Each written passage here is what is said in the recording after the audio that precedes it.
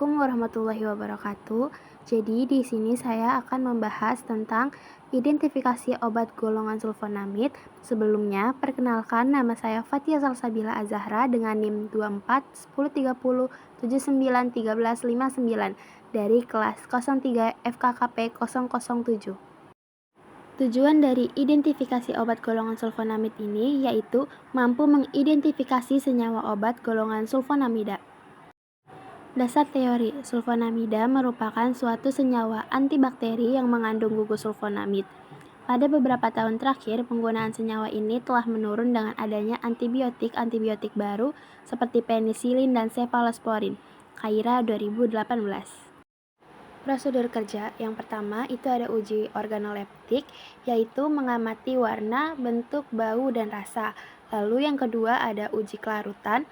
Pertama, siapkan sampel, masukkan ke dalam tabung reaksi, lalu tambahkan perarut dan kocok, lalu amati kelarutannya. Yang ketiga atau yang terakhir yaitu uji reaksi warna. Pertama, ambil sampel, letakkan pada tabung reaksi. Kedua, pada sampel teteskan reagen, dan yang ketiga catat hasil warna yang muncul.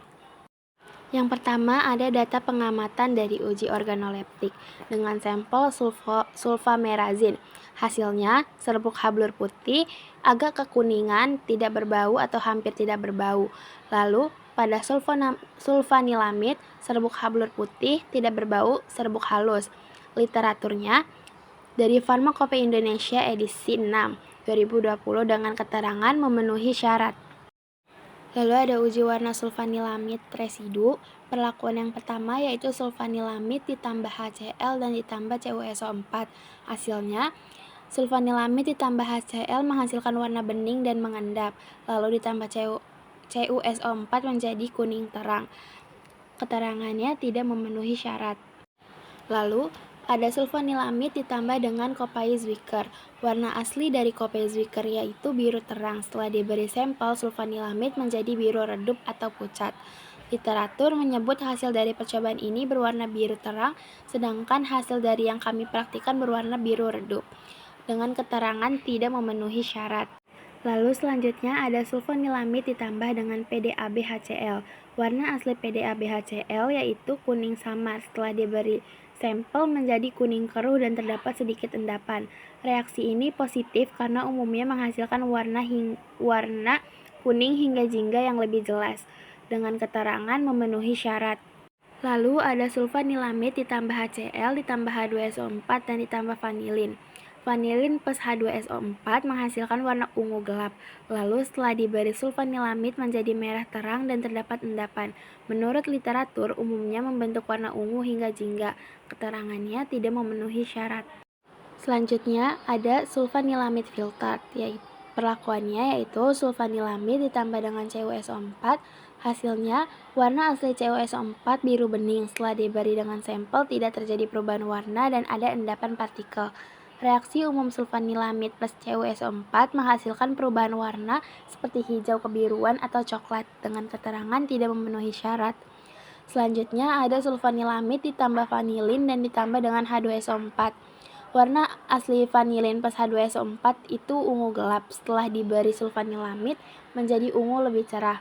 Menurut literatur, hasil warna dari sulfanilamid plus vanilin plus H2SO4 ungu hingga jingga.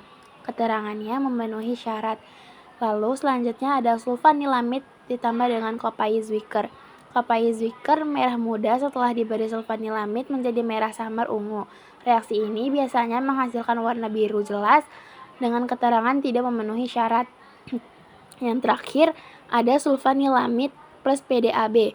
HCl plus PDAB menghasilkan warna kuning. Setelah ditambah dengan sulfanilamid menjadi kuning tidak ada endapan. Reaksi ini memenuhi syarat karena warna dari reaksi ini adalah kuning hingga jingga menurut literatur, dengan keterangan memenuhi syarat.